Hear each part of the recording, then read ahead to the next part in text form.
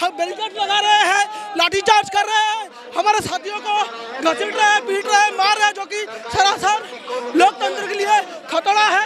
किस तरह से पूरा प्रदूषण पे दिल्ली पूरा फैला हुआ है, पूरा कहीं पर सांस लेने की जगह नहीं, पूरा दिल्ली अस्त व्यस्त हो गया है।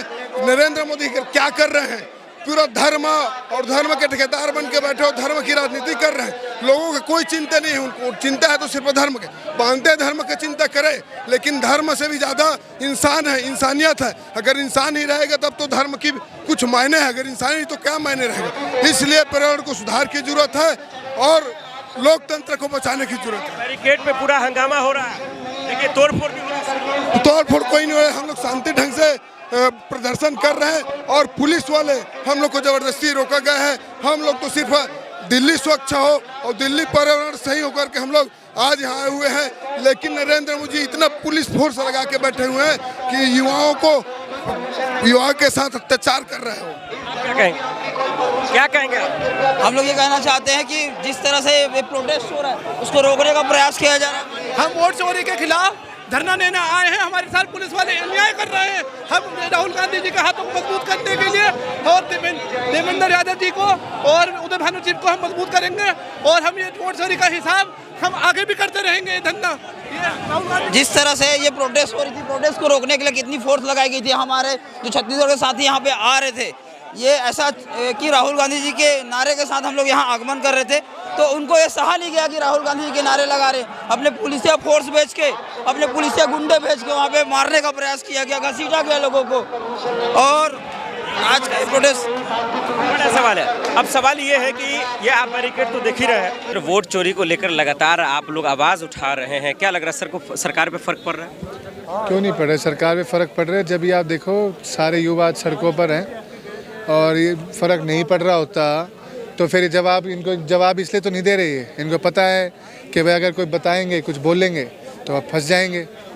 अब देखो, क्योंकि वोटर लिस्ट ना देना ब्राज़ीलियन महिला की, हम हरियाणा से आते हैं तो ब्राज़ीलियन महिला की एक एक बूथ के ऊपर इतनी वोट होना, 22 से ज़्यादा। जो लोग मर गए हैं, मृत व्यक्तियों की, जीवित व्यक्तियों की वोट बना दी इन लोगों ने। तो देखो कहीं ना कहीं प्रजातंत्र में इन्होंने खेल किया है। अब उसी चीज़ को बीजेपी एजेंडा बता रही है कि ये सब फेक है, गलत चीज़ें राहुल जी दिखा रहे हैं। तो भाई आके वो प्रूव कर दें। अब तो सारे तंत्र यंत्र मंत्र सब उनके हैं। तो इलेक्शन कमीशन जब ज्ञानेश कुमार जी से पूछ ले कि वो सही हैं गलत हैं, पता लग जाएगा। राहुल जी बार बार कह रहे हैं कि वोट चोरी कर जो है पीएम पद पे बैठे हैं प्रधानमंत्री जी, क्या बात सही है?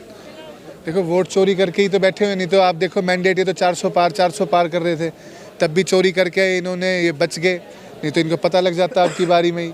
तो ठीक है, अब आपके सामने है, हम तो अपनी आवाज़ मजबूत करेंगे। लोकतंत्र हमने बचाना है, क्योंकि युवा साथी जब तक सड़कों पर नहीं आएंगे, अपनी बात नहीं रखेंगे। अब आपको जड़ समझने की ज़रूरत है कि ये कर क्यों रहे हैं। ये इसलिए कर रहे हैं, बेरोजगारी आप देख कितनी चरम पे आज हमारे हरियाणा में, डंकी इतना हो गया है, लोग बाहर इजराइल रशिया जाने के लिए मजबूर हो गए। नशा, वो कहते हैं नस्ल और फसल दोनों खराब हो गई हैं हमारी। संसद घेराव कर रहे हैं आप लोग, क्या लग रहा है कि जाने दिया जाएगा, घेरने दिया जाएगा? देखो, हम तो कोशिश में रहेंगे। कल भी हम तो उसमें कोशिश में थे कि भाई करने जाए, तो हम ट्राई अपनी पूरी करेंगे इच्छा, क्योंकि हमारे तो सारे बब्बर शेर हैं राहुल गांधी के। कर रहे सर, लेकिन जाने नहीं दिया जा रहा है। आपको पता है कि कल ही 14 तारीख को रामलीला मैदान में जो जन सैलाब उतरा था, उसके विरुद्ध आज इस वोट चोरी को मुद्दे को हम दबने नहीं देंगे। भारतीय युवा कांग्रेस राष्ट्रीय अध्यक्ष उदय भानु जी के नेतृत्व में इस वोट चोरी के मुद्दे को हम दबने नहीं देंगे। आज संसद तक हम जाने वाले थे, लेकिन जब मोदी डरता है, पुलिस को आगे करता है।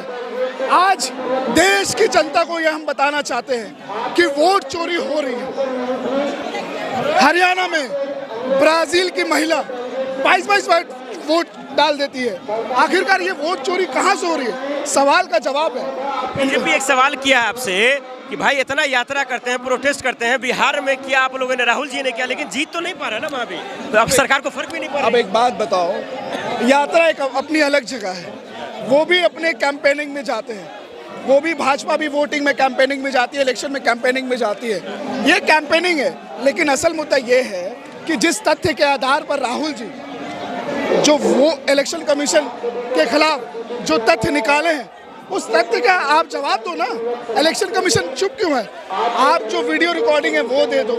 अमित शाह जी तो कह रहे हैं ये नाटक कर रहा है राहुल जी। अमित शाह जी खुद नाटक कर रहे हैं। अमित शाह जी को तो राहुल जी ने संसद में बोला कि आप बैठो प्रेस कॉन्फ्रेंस हमारे साथ, क्यों वो कांपने लगे?